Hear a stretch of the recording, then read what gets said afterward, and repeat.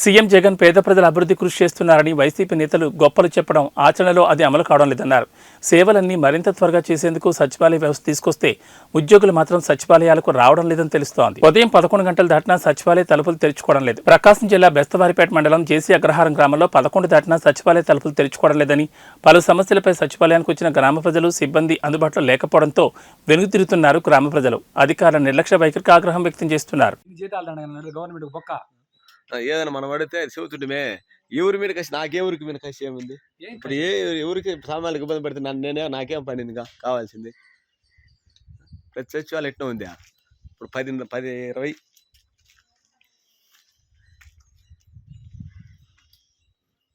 సరే ఒకరికి ఎవరికైనా లేట్ అయితే అది వేరే విషయం. నేను టోటల్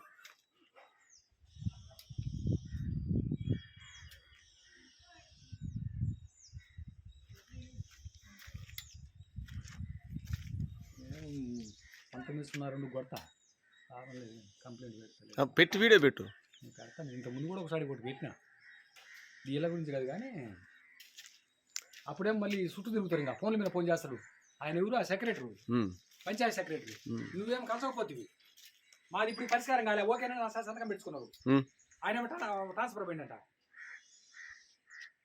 అలా కాలువ గురించి మా ఇంటి ముందు కంప్లైంట్ పైకి పెడితే వాళ్ళు సంతకాలు పెట్టుకుంటారు. ఫోన్ల మీద ఫోన్ చేసి సర్లే మన ఉద్యోగం పెట్టిన తర్వాత ఇంకా పోయినా అది నా అంతులేదు.